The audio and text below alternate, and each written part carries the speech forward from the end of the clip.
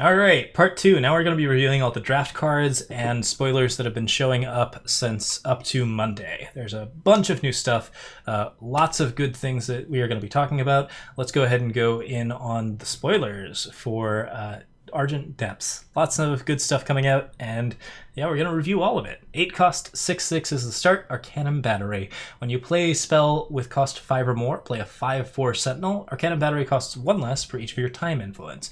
So notably, if you are deep in time, you get a very cheap Sentinel that also allows you to play big spells to play even more Sentinels.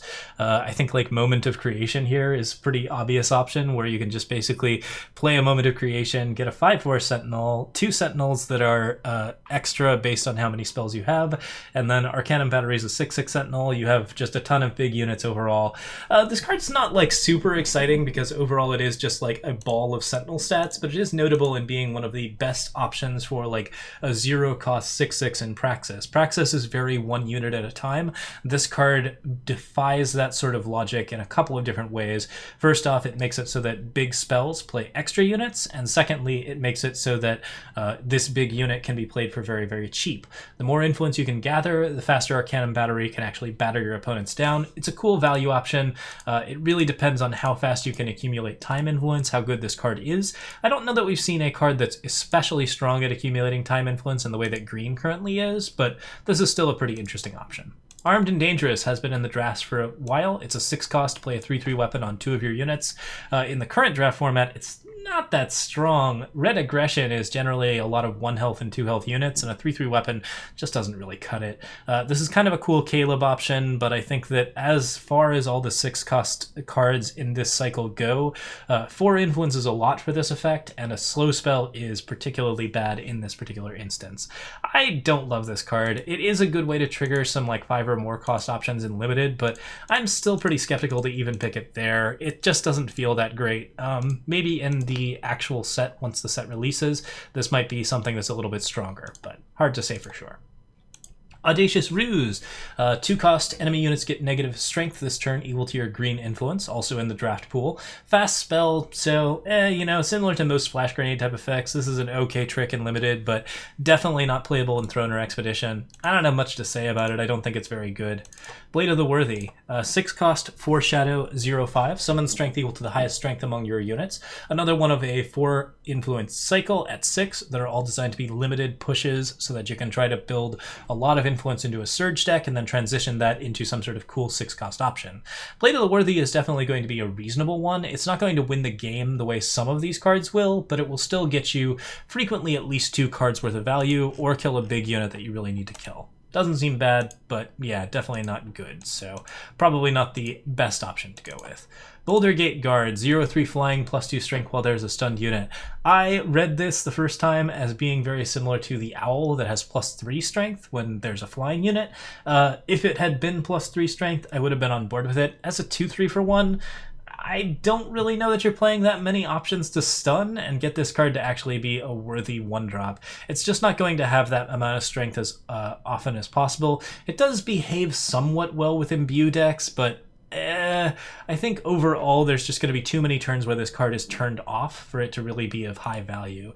The 3 health at least gives it a nice little defensive option, but I don't see this card being played in Expedition or Throne, and I'm skeptical of its ability to push a draft format where you're playing a heavy amount of imbues unless we see a lot more common and uncommon imbues being released. Bring to Justice. Silence and stun an enemy unit. If you have an Aegis, silence and kill it instead. Yeah, this is a pretty solid card. So yeah, you can kill a unit provided you have an Aegis. There's a lot of different ways to get Aegises.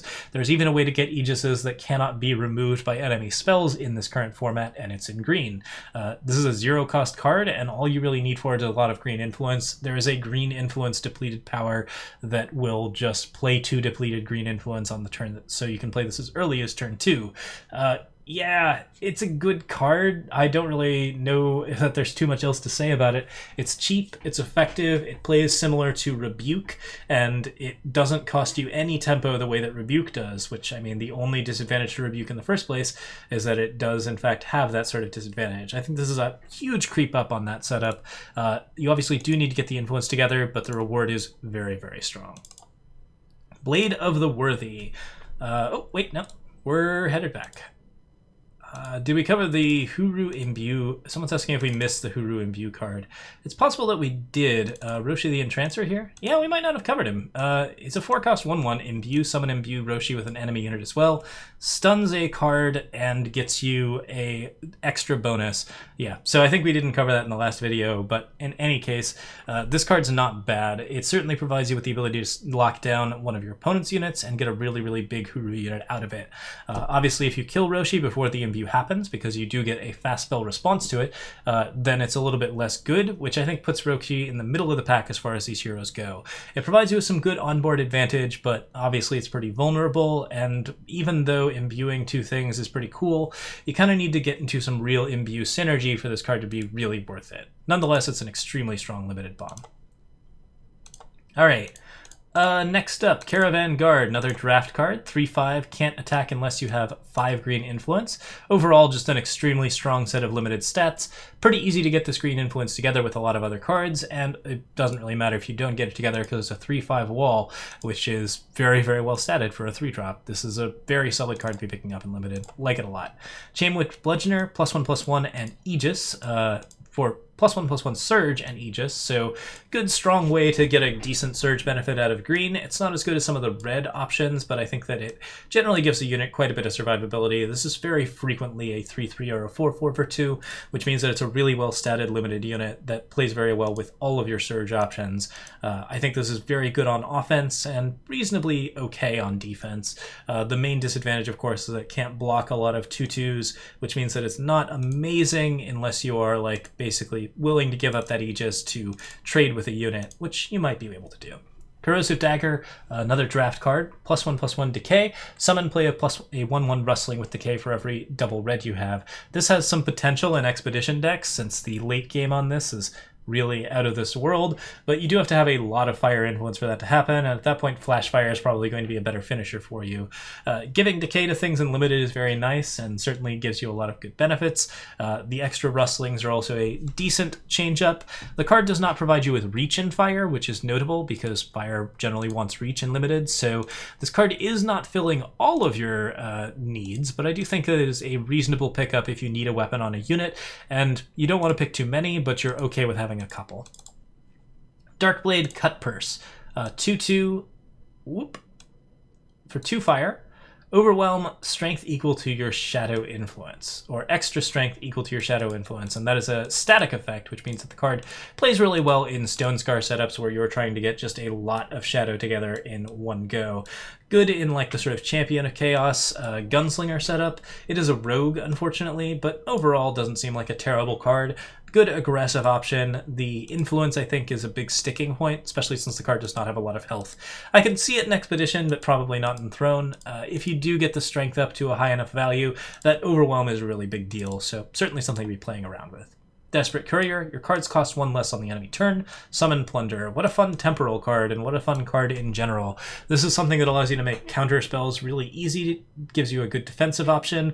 I think this card is strong enough for Throne or Expedition. Plunder is a very useful effect, and being able to make all of your fast spells cost 1 less is actually a really big deal. You can transition this into a Wisdom of Elders on 2, into a Backlash on 1. Like, basically, you can start playing a lot of cards that your opponent would not be able to expect you to play.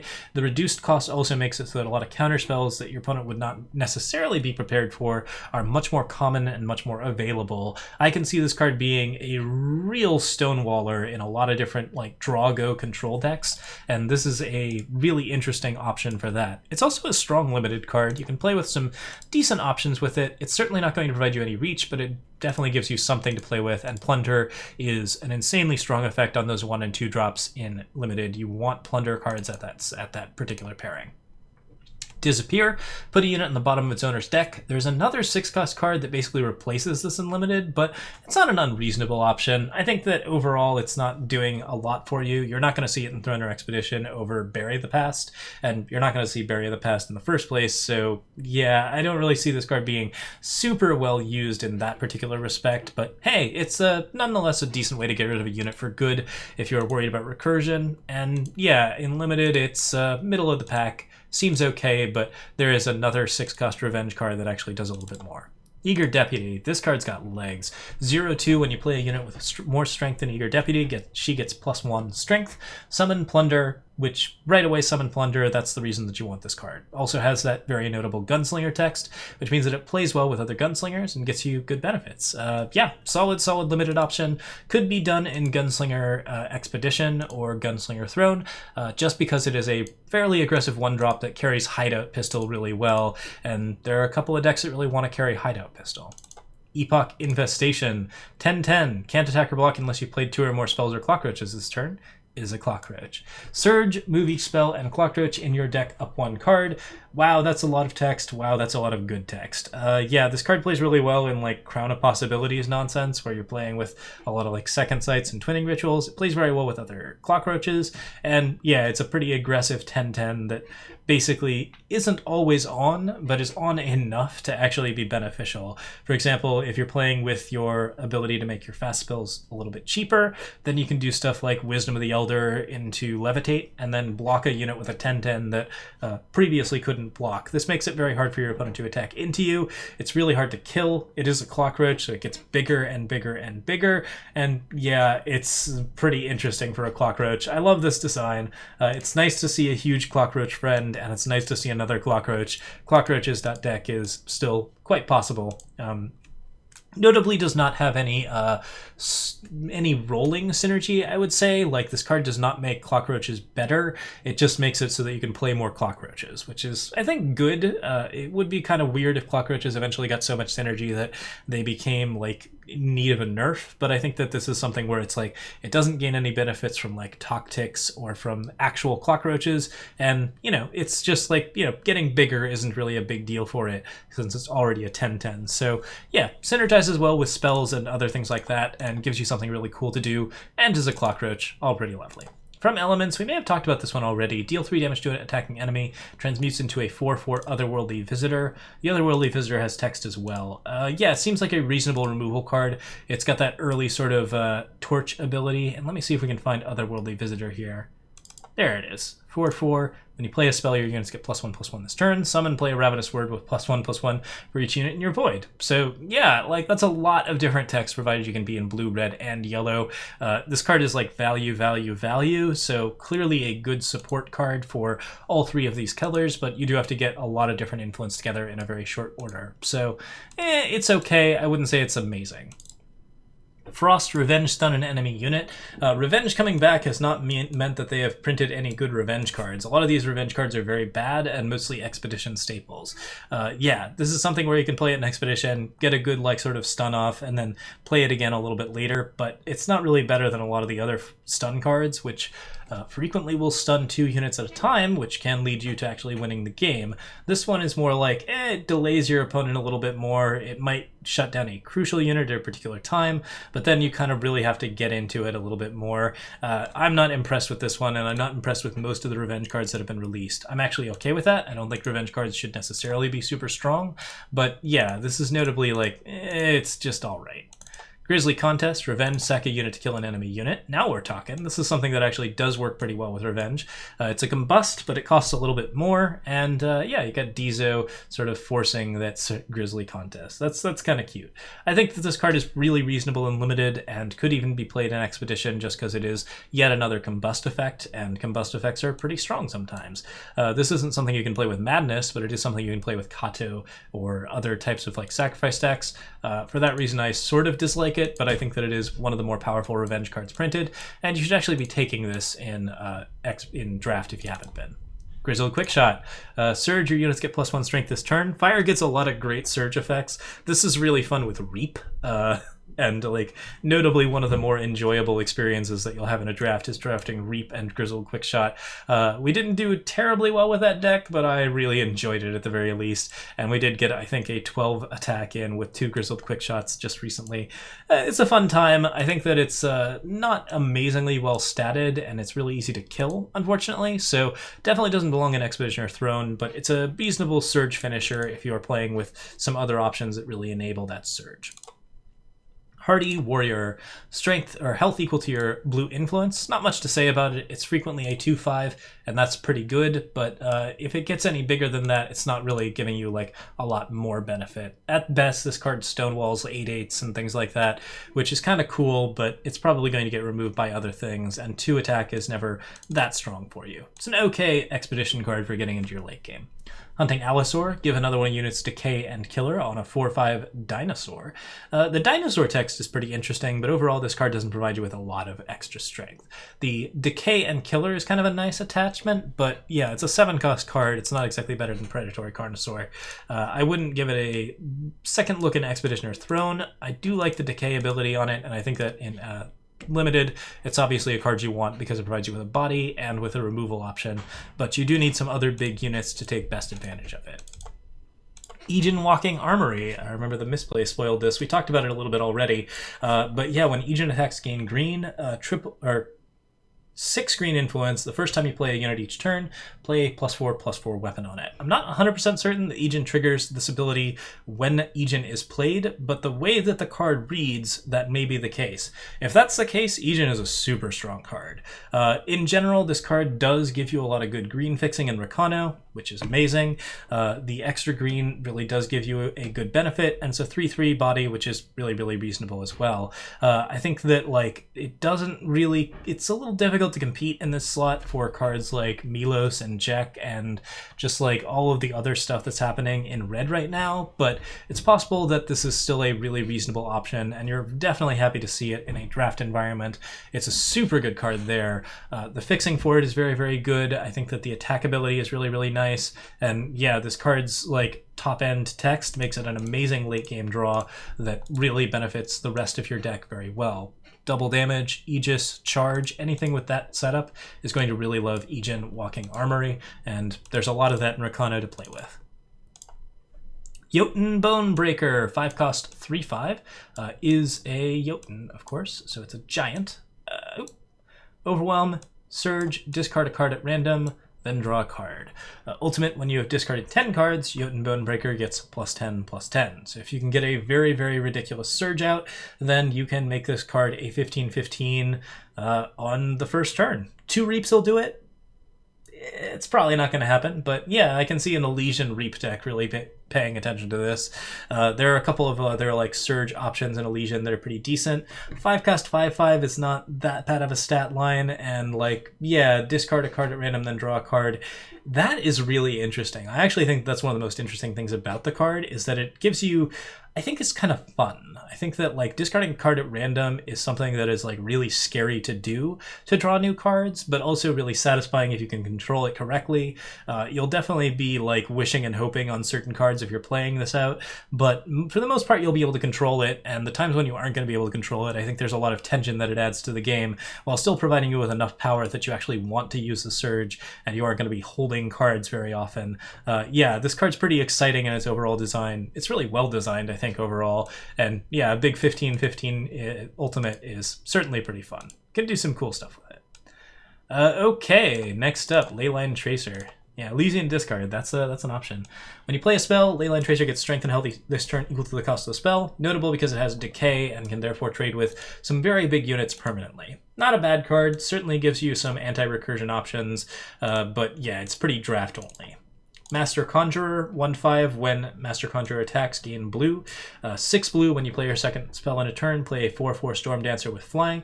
This is not as good as Ijen, but it's still a okay option. I don't think it's particularly strong in most formats because it's a 1/5 that has to attack, and it's not like it's not as good of an immediate effect. You have to pay at least 2 spells to get the Storm Dancer, and then Master Conjurer also has to live. But hey, it does give you some fixing in this option, and yeah, it's clearly a very strong draft card because it's very capable of attacking in, and also gives you a lot of late game flyers to play around with, provided you can play a decent amount of spells to go with it.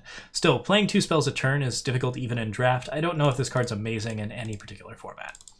Midnight Hunt. I'm not as impressed with this card as I thought I was going to be, but giving units strength equal to your shadow influence and quick draw this turn is a decent effect to have revenge on. It's basically a rapid shot with revenge, provided you can get a decent amount of shadow influence together. And it can be a very big rapid shot with revenge, which gives the card some late game influence.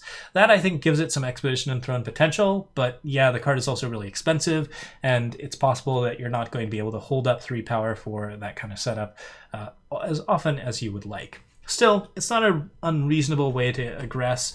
You really do need to be sort of monocolor or like dual color to get into this, and there's a lot of 3-color decks that you might be wanting to play around with a little bit more, but it synergizes very well with Shadow Surge, and you're likely to play that in at least Expedition. Might Weaver, units with 5 strength or more deal double damage. Ooh, that's spicy. Surge +1 strength this turn. So yeah, there's an immediate onboard effect to this, which is that you get to attack with a bunch of units that have double damage, provided the card isn't removed by some sort of fast spell. The Surge ability is whatever, like it's certainly not unreasonable, and at least gives Might Weaver the ability to trade with some units on the attack. But yeah, I think this card is mostly here to synergize with 5 strength or more units. There's one other one that does this that's really, really good. It gives lifesteal. This is probably part of a cycle. I would say that all of the options are interesting, but like this one certainly has some of the most blowout potential and can be led into some pretty ridiculous turns, provided you can just generate 5 power. There's a lot of ways to do that. Notably, you can just like surge right into it with your flame hearts and things like that. So yeah, lots of interesting potential for that, and getting double damage on a unit this early is a very big deal. So it's something that your opponent is going to have to watch out for and have fast removal for in order to survive that type of attack. Very, very strong card in Expedition, and really, really good in Draft as well. Oni Battle Driver. Once per turn, pay 2 to give one of your other units +1 strength for each of your units, and Overwhelm. Sacrifice it at the end of the turn. So yeah, this is okay. You have to pay a decent amount of extra tempo to give the unit Overwhelm, so it's kind of nice on like a double damage unit or a flyer. It gives you the ability to infiltrate really well, but I don't see this being played in Expedition or Throne, and honestly, I'm kind of skeptical of it even in Draft.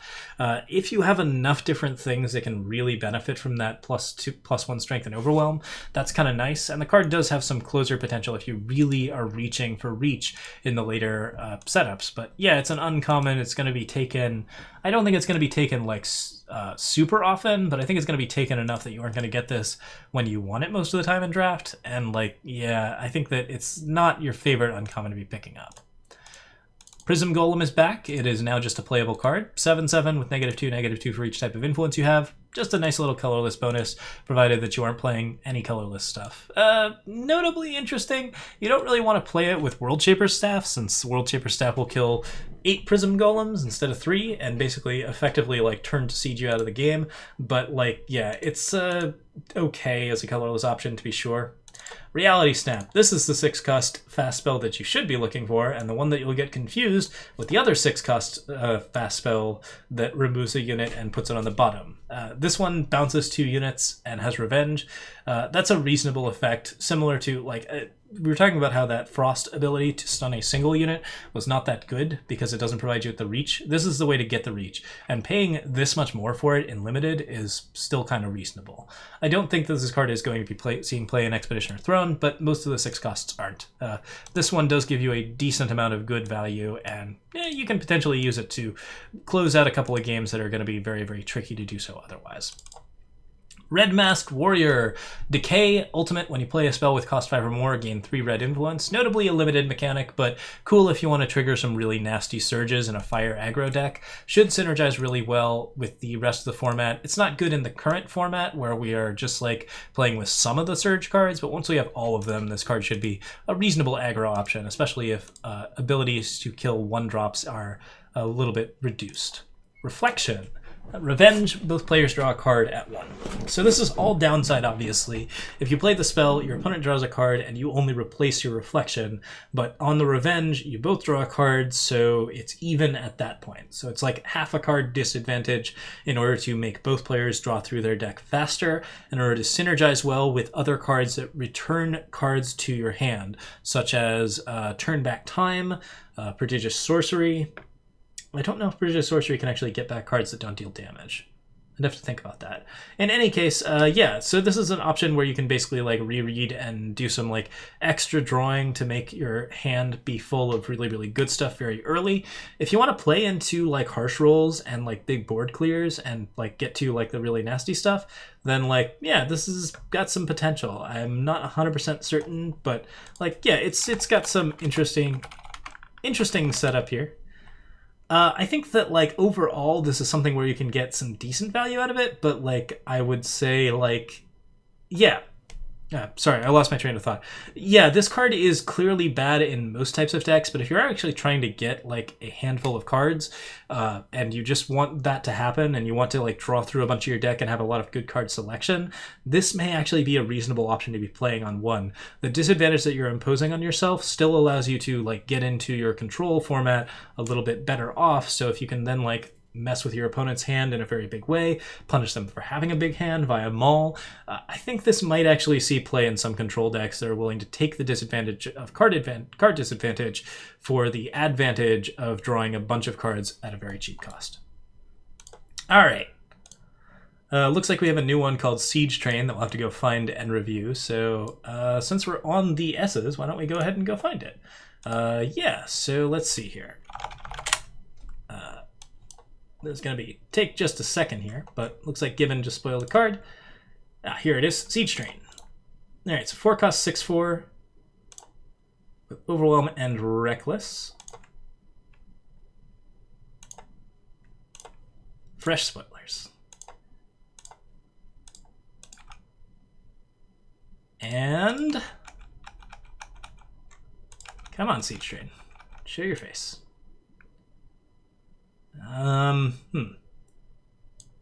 Well, I definitely just picked it up, so let me see if I can find it.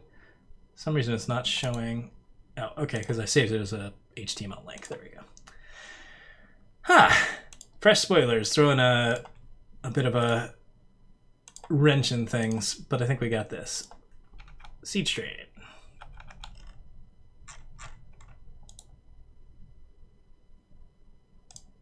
Come on. Here we go. All right. 4-cost 6/4. Overwhelm and Reckless. Summon, secretly choose Drifter, Piercing Shot, or Ember Fury Blade. Entomb, play a copy of that card for each time that Siege Train has attacked.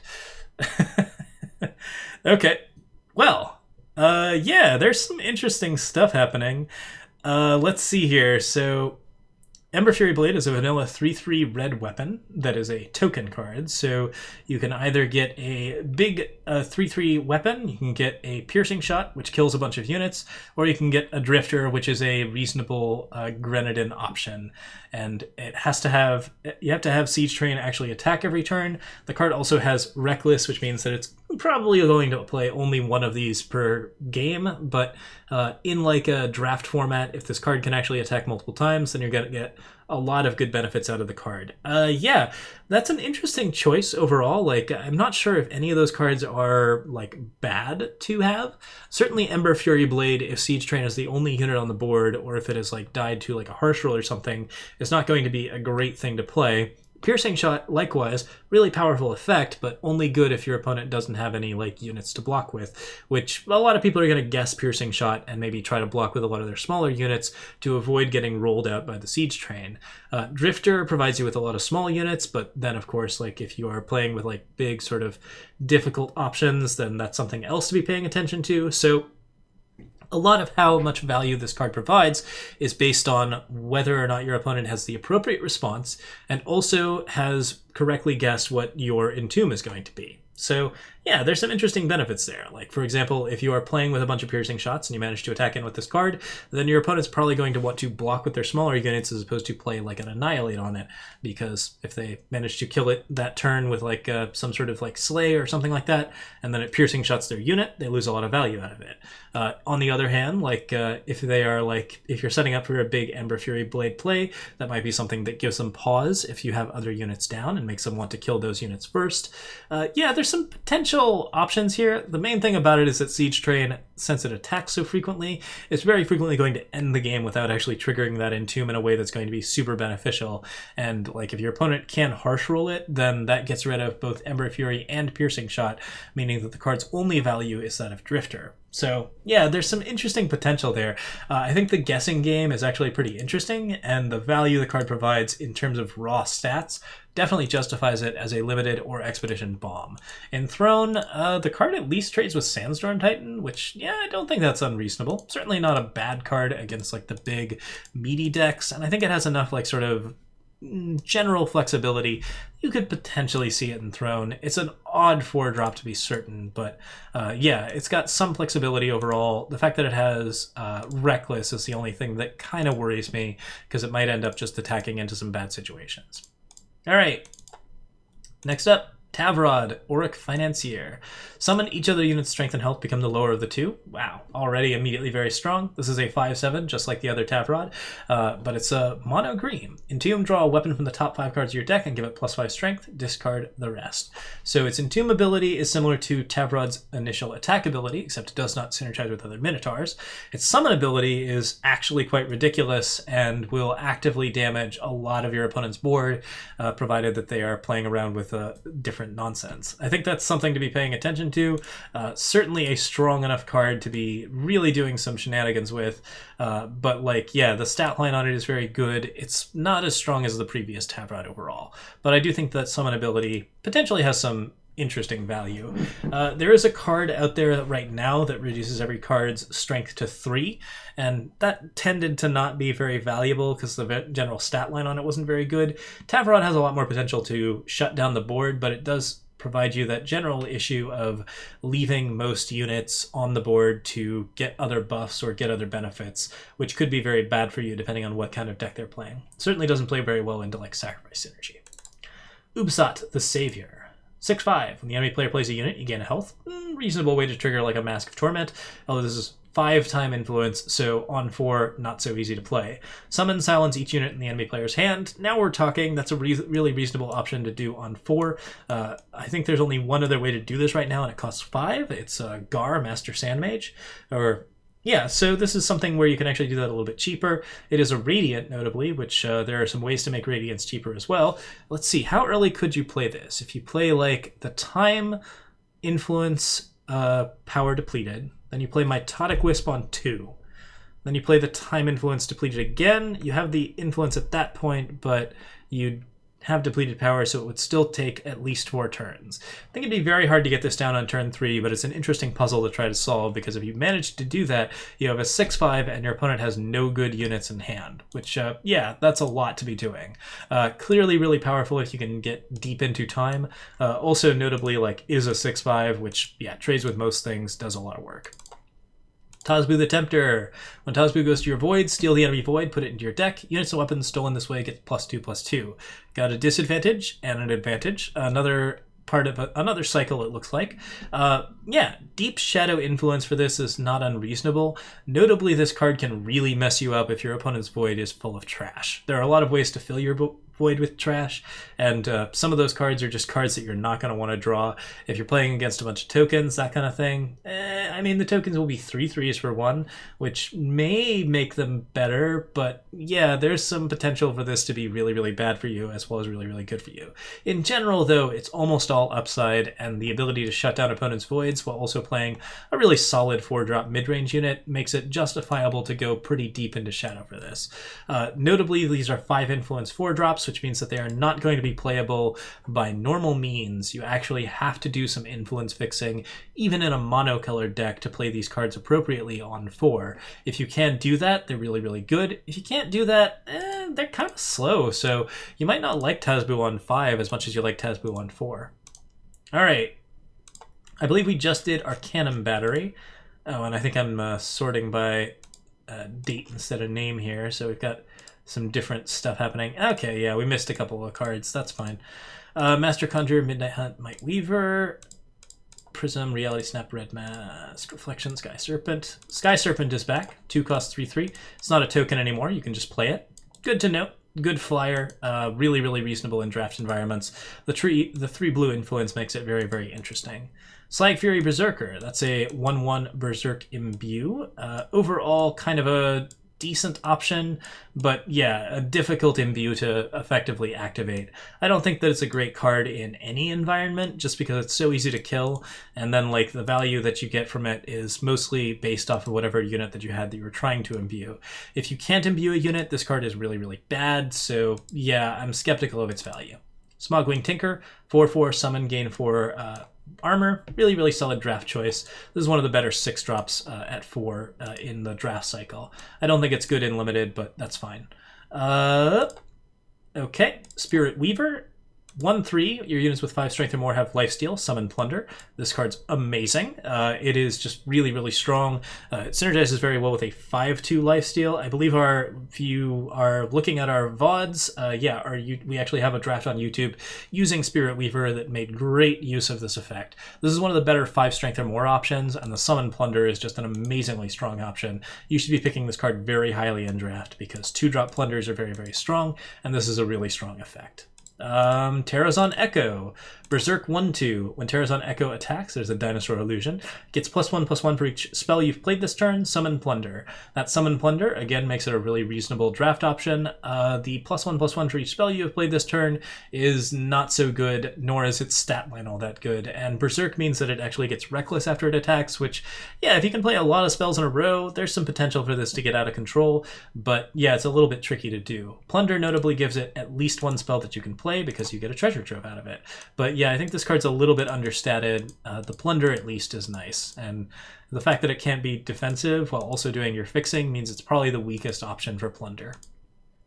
Torrent of Filth. Decay, Lifesteal, Revenge. Deal 1 damage to an enemy. Great if you can give it Deadly, but in general, not a bad way to kill 1 health units. Has that Lifesteal, which is a nice big benefit. Very good draft card that actually gets you a lot of benefit, despite looking like it's a very bad draft card. It's actually quite delightful. Kills a lot of things, can at least be used to weaken some bigger units, and synergizes very well with any like deadly weapons. Touch of Battle, I believe, is the common option to play on it. Some good stuff going on there. Towering Arachnid, this is a 5 strength unit that also sacrifices a unit to Plunder. Good with tokens of any kind, and just a really well-statted 2-cost unit. I think people are sleeping on this one a little bit. It's really, really powerful. It's got a lot of good aggression going on. The Plunder ability is really, really nice, and as long as you can sacrifice some sort of small, not useful token, then you can really get a lot of benefit out of it early. In addition, it synergizes very well with the rest of the Plunder units that really care about 5 strength or more units, of which there is a cycle. So this is something that plays very well into that synergy, and like, yeah, seems like a really good card in that respect. Obviously, the weakness is that you need the unit, and if you don't have a unit, playing it is okay, but it's going to trade kind of poorly, so you got to be paying attention to how you're building around Erected. But if you build around Arachnid, it's a great common to build around. Valley Clan Sage, 0/5, pay 4 to draw the top card of your deck if it's a spell, otherwise discard it. This is a bad effect. There's a really, really good card called Tundra Explorer that's really, really fun in draft. This is a really bad way to do that. It's really expensive. If you get a spell, then great, but that's a lot to pay for the spell. I can see this in like an Expeditioner Throne deck, kinda. At least the card is a 0/5 on defense, but yeah, this is not a card that I would want to see in any format. I don't think it's great, and like the ability to draw a bunch of spells at a time is nice, but the way that it slows down the game is not something that I really appreciate, nor is paying 4 to maybe draw a card. That's really not something you want to be doing. I think this card's kind of a trap. Vorpal Cutter. When it attacks, get strength each turn equal to highest strength among your other units. The sacrifice on the 5/2 is mandatory, yes. You have to play that sacrifice. So at the very least, you can pay 2 for a Plunder, but tricky. Okay, when this attacks, get strength equal to the highest strength in your units. Another really solid way to play around with the Arachnid. Clearly more of a draft card than an expedition card, but it's got some potential with that Decay ability. These temporary attack options with Decay are really interesting. I think there's some good potential there, but overall, I don't think you want to see a lot of this. The one nice thing about Decay as an effect is that if you see a decent amount of it, you're going to see these relic weapon control decks actually get very, very heavily hit. Armory decks that like to recur big, scary, like harsh ruling relic weapons, not going to have as fun a time when Decay is weakening their weapons to the point of not being very good. All right, and the last one in alphabetical order. Wretched Rats. Lifesteal, Surge, +1 strength. Entomb, give a unit or weapon in your hand strength equal to the Wretched Rat's strength, and lifesteal. Okay, so 2, 3 for 4. Okay stat line, and the card can defend, which is notable. In addition, the Surge is fine, certainly not unreasonable, and the lifesteal gives you enough of a sort of trade back that you're not so worried about the lack of stats on this card. The Entomb ability is not as good as, say, a Exalted effect, but it still gives you the ability to give something lifesteal that wouldn't have lifesteal otherwise, and if it's a big flyer or something like that, Wretched Rats can potentially be a very staple draft card for you. I don't see this card in Expedition or Throne being insanely strong, just because you need a pretty high value Surge, plus a fairly high value Entomb, plus a fairly good target in your hand to make it work, and the result of that is that you get an okay unit with a big strength bonus and lifesteal. That's not the reach that you need to win the game, that's not the combo that you want to win the game. That being said, this card is still a really reasonable pick in draft because you get the Surge off of it. I think it's still middle of the pack. There are probably some uncommons that you would take over this card in some circumstances. Still, good Surge benefits. If you're playing around with Surge in Shadow, got some potential, but I wouldn't say it's super impressive. So we've seen a lot of decently low power draft options, a lot of like interesting new mechanics, a lot of like very aggressive stuff. Am I excited for this set? Hell yes. This is looking like a really, really good set overall. I think that Jank is going to be quite playable in Expedition again, which is really, really reasonable. I think we're going to be seeing a wider pool of decks to be played, and I think we're going to be seeing generally better play patterns. We aren't seeing a lot of the more dirtily and like difficult to sort of grok decks that we were seeing in the previous set. A lot of that set had some very fun designs for people who are really, really into card games and want to see something very different, but generally weren't like amazingly fun to play, especially over a period of like 4 or 5 months. It was a lot to deal with over a long period of time. This format looks like it has basically just a much more fun base and a lot more fun mechanics to play around with. I think that that means that the format is going to be a lot more fun to play, especially over a long period of time. That gives me a lot of high hopes for Expedition. I'm still skeptical that Throne getting larger is ever going to be a tenable situation to sort of hold on to, but I think that Expedition at least should be a very fun format, and it also is a good time to get back into Eternal with the new tutorialization, and also with the new tutorial scions, and also with just a generally more low power format that's a little bit more simpler to grok and a little bit more focused on really good gameplay mechanics and really good like sort of skill setups. I think Surge is really, really fun. I think Imbue is really, really fun. I think that we've seen some really, really good designs here, and everything in this set seems to synergize very well with itself, and so far it seems to do really, really good stuff. We're not seeing a lot of crazy broken cards. There's still an opportunity to see those cards before we see the set release on Wednesday, but by and large, this looks like a great set. I think it's going to be one of the stronger sets of the like entire Eternal history. I think it's going to be a lot of fun to play, and I'm real excited for it and for the future of Eternal. So yeah, that's my thoughts on it. This set looks like it's got legs, and that's my final word. So thanks so much for watching. We'll be back with any more spoilers on Tuesday, but for the most part, that's it for us. We'll see you on Wednesday with the new format and many, many new cards, many, many new decks, and many, many new insane brews. As always, I'm Pojo on YouTube, Patreon, Twitter, and Twitch. And I am all done for today. So thanks so much for watching. Have a lovely evening, everyone. Cheers.